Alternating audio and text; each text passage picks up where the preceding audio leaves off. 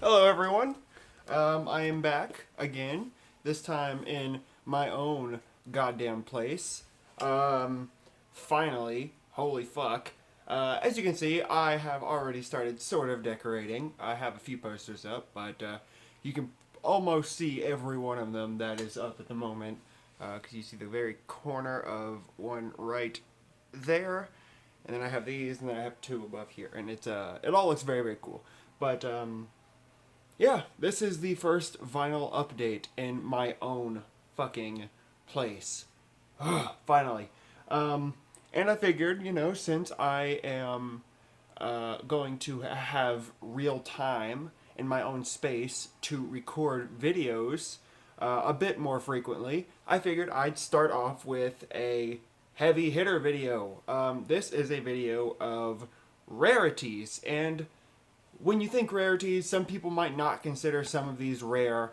What I consider rare is if it's not easily accessible, if it's out of print, if you can't find it anywhere except for Discogs, and only on Discogs does it go for a either high fucking price or it's just never on Discogs, then that is what I will consider rare. And a few of these go on Discogs for well over 100 bones.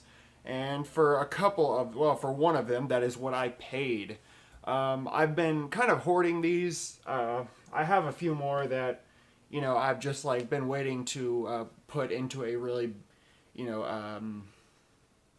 really big vinyl update video. But, as per usual, I want to stick with 5, and that is what I'm going to do. So I'm going to show these 5 records, which are 5 of my prized possessions. And starting off here is something I got from my man Wyatt in a trade. And this was back in like July, so I've had a few of these for a long while. This is the Leviathan split with Zaster.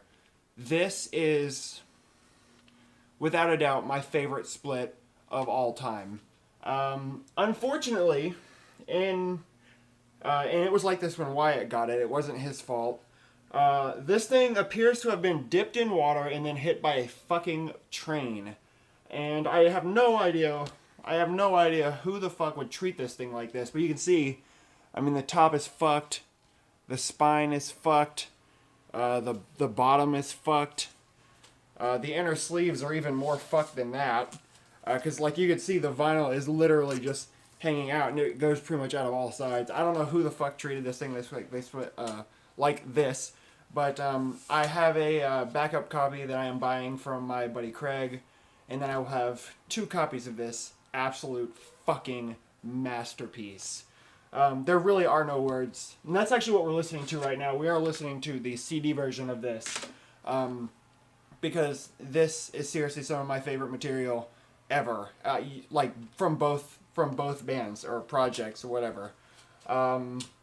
Obviously, Zaster, one-man black metal, earlier as one-man black metal, and then he went off to do this super weird fucking doomgrass shit, and now he has taken the Zaster name again with the same style as the Nocturnal Poisoning shit. Not my fucking thing. But this era Zaster is the absolute fucking best. My favorite Zaster material is on this split. It's unfucking real. And that's actually what's on right now is the very first Zaster track. But it's, I'm literally at a loss for words because this is just the most amazing shit that you will ever hear. From Zaster, the eerie bliss and torture of solitude, absolutely unreal. There's Keeper of Sharpened Blades and Ominous Fates, Conjuration of Terror, and an instrumental as the 4th track. And it is seriously, this, Zaster does not get better than this, in my opinion. And as for Leviathan obviously on here has Unfailing Fall into Naught, which, again, is one of my fucking favorite Leviathan songs. So this split really is just fucking tops in every sense of the word. Yeah, four Zaster tracks, 2 Leviathan tracks, but both of these bands, I, as much as I love Leviathan, I don't even know if there's a winner of this split because Disaster shit is that fucking good. It really is just unreal. In terms of like the packaging though, I mean you can see the inner sleeve is just totally fucked. I mean out of all sides the record will just fall. You can see it's out here, here, and then it will fall that way as well. So it's fucked, but what can you do really? So yeah, this thing will go for well over 100 bones on Discogs. I think there's one in there now for like $90. But as I said, I have my buddy Craig is holding one for me that I will buy from him. Luckily, the vinyl on this thing is in fucking immaculate condition. It's absolutely perfect. No fucking clue how that happened, but there's Disaster side. There's the Leviathan side. This split is seriously fucking unreal. I don't know how to describe it besides, just being perfect. And if I didn't actually show the inner sleeve here, I may have already shown that. I don't fucking know. But this is released on Profound Lore, 500 copies. Which 500 copies usually, the shit isn't that fucking hard to find. But, in terms of this, it absolutely is. And like I said, I traded this with my man Wyatt. I sent him a copy of Dying Fetus's Reign Supreme. Yeah. And like I said, that was back in like July or maybe early August. So I've had this for quite a while. But you know what? As long as the vinyl is in good condition, this thing is fucking perfect. If you can get your hands on at least the CD, you have to hear this shit. Because I know I talk about Leviathan a lot, but this is where it's at. This shit is fucking awesome. Seriously. I don't know how to describe it other than just saying it's awesome. Okay, next up. This is something I haven't had for that long. I got this at a local record store in Orlando before I left, my very last trip there. And I've been looking for this thing for a while, and I got it for relatively cheap considering what it goes for on Discogs. So when I saw it, I was immediately like, fuck the asking price. I'm just going to buy this. And that's Sodom, In the Sign of Evil. This is an original 1984 metal braid pressing of this thing. And it's in okay condition. I mean, it's pretty good. For its age, it's fine. Because my Obsessed by Cruelty one is also a first press. And it's a little bit more fucked around the, well, you can't really tell with the sleeve on. But, yeah, that one's, I mean, this is in good condition for its age, and, all things considered, it's an extremely influential metal release. One of the earliest mentions of what we now know as black metal can be found on this. I believe it's the song Blasphemer. It says, "Black metal is the game I play." Black metal. This is 1984.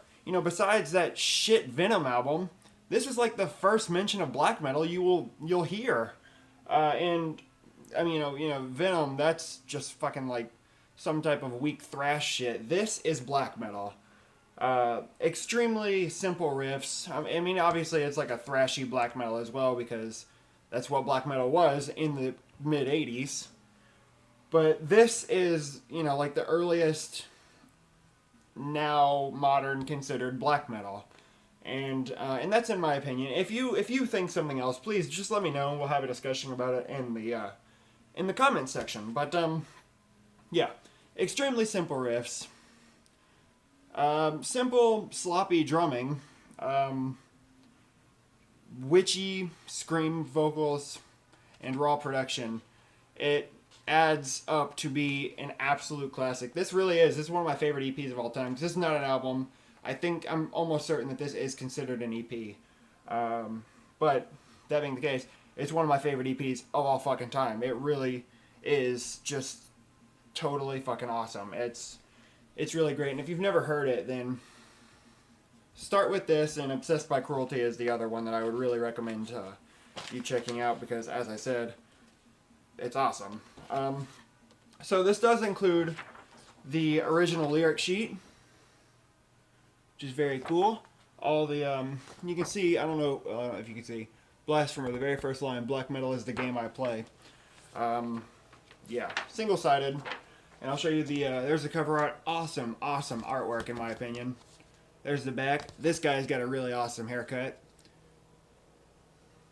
Yeah. And the vinyl itself. You got that super old school Metal Blade logo right there. I think there's one of these on Discogs now for about 95 bucks or something like that. I got this for 50. So I'll fucking take it because, as I said, this is one of the best fucking EPs ever, in my opinion. So, definitely worth that. Well, like I said, when I saw it, I was fucking over the moon because I knew it would finally be mine. I kind of just grabbed it, put it in my pile, and I didn't even look at the price until after I had it in my pile. So, like I said, I knew I was fucking buying this shit when I saw it. I wasn't letting it pass me up. I've been looking for this for a goddamn long while. So very pleased to own this. That's Sodom in the Sign of Evil. Unreal. Good shit. Seriously. And when I said sloppy drumming, it adds to the charm. It's certainly not, like, distracting by any means. It adds to the charm that is this release. So, that's Sodom in the Sign of Evil.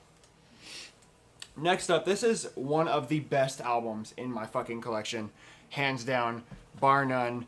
This shit is, in terms of atmosphere, this is the absolute peak of my entire collection. And I am so fucking pleased to own this. I paid an arm and a leg for it, but it was fucking worth it. This is Lurker of Chalice. Self-titled, one and only album by Lurker of Chalice. And for those of you who don't know, Jeff Whitehead, Rest from Leviathan, is Lurker of Chalice. Lurker of Chalice, I believe this album came out in 2005. Lurker of Chalice, besides 2 demos, the first one was titled LOC, Lurker of Chalice, and the second one just titled Lurker of Chalice, I believe 2002. And this is Lurker of Chalice as an album. Now, what is so special about this is this album, I always kind of look at Leviathan as a sort of faster, speedier, angrier, more aggressive display of Jeff's emotions, whereas this is sheer fucking depression. The atmosphere on this album is completely unrivaled by anything else you will hear in terms of a depressive atmosphere. This displays the absolute darkest human emotion that can't really be made up. I feel like this was written from first-hand experience from Jeff's overall fucked up life, and this is a perfect representation of that. It's literally, this is the darkest shit you will ever hear. It is absolutely amazing. This is, like I said, this is one of my favorite albums in my collection. Like I said, I paid about $115 for this or something like that, and I would do it every day of the week. This was so fucking worth it. There really are no words. I fucking love this album.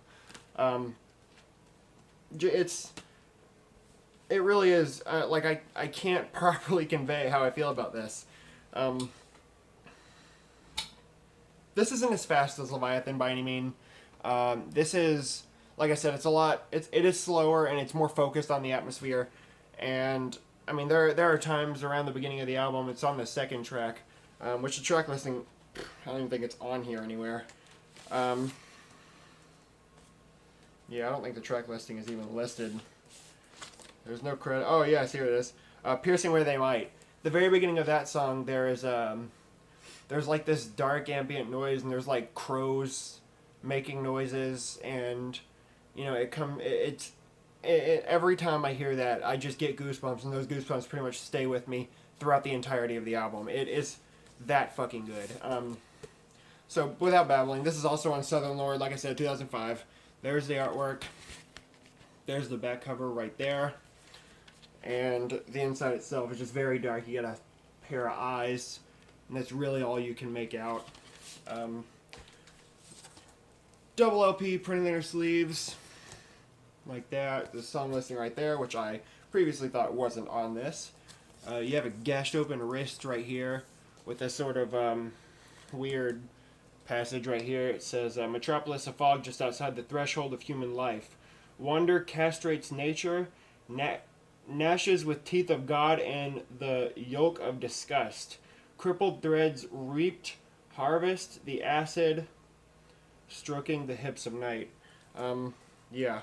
But, ooh, actually, I didn't know this picture. It's a guy looking around the corner at some woman, I guess. But what's really special about this is the vinyl color itself.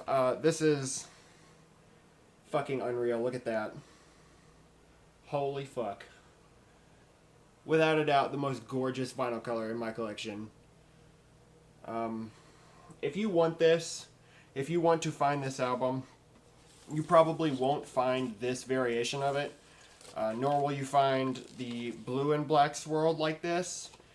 Basically, if you want this album, you're going to have to fucking pay for it because they are all ridiculously expensive. Even the black vinyl will go for well over $100. I got lucky with mine and, like I said, paid a little over $100. So, but you can't find this. This is unreal. It's absolutely, like I said, one of my fucking favorite albums in my collection. It's that damn good. So, and if you haven't heard this, you simply must. It's not like Leviathan, but it's just as good as displaying emotion as Leviathan, just in an opposite, more depressive direction. So, very, very good. Lurker of Chalice. Next up, I've been looking for this album for years, and I finally fucking found it. This is Mortuary Drape, All the Witches Dance. Look at that artwork. Look at that. That's fucked up. And I really, really wanted this version because it didn't have the ugly-ass logo and the album title at the bottom. It's just this. There's the back cover right there. These guys are from Italy. I believe this album was released in 94. Oh, well. I don't even think it says. But this album was released in the mid-90s. These guys formed in like 1986. And these guys, what's so special about them is that they brought a sort of more occult style of music into the scene. Because these guys are very, very ritualistic sounding, especially in their earlier days with albums like All the Witches Dance. And that's what I love so much about it is, you know, even though it's super old school and it definitely has like a, you know, old school like heavy metal riffs and stuff like that, it just sounds a lot scarier and more disgusting, and everything about it is just really fucking cool. I mean, you know, this got a great deal of atmosphere. There's keyboards, there's like ritualistic voices and vocals, and it really is. It's even by today's standard, it's very unmatched. And you'd have to listen to it for yourself. It's kind of like death black metal, technically, but it's just got a much more ritualistic feel to it, in my opinion. I know this was released on Iron Tyrant, and this is, like I said, this is the version that I wanted, which is why I'm including it into this video, because this is my first album on what they call beer-colored vinyl. Beer-colored vinyl. Yeah, ain't that nice? And this is what the album cover actually looks like. Usually with the ugly-ass logo and the All the Witches Dance at the bottom. You got song titles on the back, and this is actually kind of like a fold-out thing with lyrics. So pleased to own this. I absolutely love this. It's unreal fucking good, and I really hope this video doesn't cut off on me, because I'm thinking that it probably will. I'm going to have to fucking re-record this. So I'm not going to talk much about this, because I want you to listen to it for yourself. Mortuary Drape, All the Witches Dance, one of my favorite album covers of all time, and just one of my favorite albums of all time. If I had to make like a top 20, this would be in there. Excellent ritualistic death black metal from Italy, as I say, and I definitely want you guys to check this out because it is very, very good. And would you believe the last one is a Leviathan record, and this is also a rare, it's not a rare record, but the pressing is rare. This is Leviathan with the Speed of Darkness. This is one of the 2 albums that I have, or one of the 2 versions I have of this release. Now this is a standalone LP release of the split with Uvenis. I have no idea who they are. I've never listened to them. I just know that offhand because I know Leviathan. But I've never listened to that split in whole, just the Leviathan side. Excellent fucking artwork. The packaging on this is unreal. It's very, very, it's glossy. It feels sturdy. There's the back here. It says the fortress hovers silent. Upon this mist, its towers, its fingers grasp at the night diamonds. Very cool. And what I like about this is the first press of this. It's a gatefold. And like I said, it just feels very, very nice. Track listing right here. It's really fucking good. And I got, like I said, the very first pressing, limited to 100 copies. This is the white vinyl. And this is hand numbered. I have number 55 out of 100. Hand numbered on the label, which I actually do kind of like, believe it or not. But yeah, fast, hateful black metal. This was also released on red, green, and like clear. And I do have the green one as well. Released on Viva Hate. Fucking awesome. And I'm not going to talk more about that because I do have another version of it, like I said, so I will talk more about it then. But I don't want this video to cut off on me. So, thanks for watching, guys. I will be back very, very soon. Much sooner than usual. I promise. So, until next time, stay tuned and take care. Woo!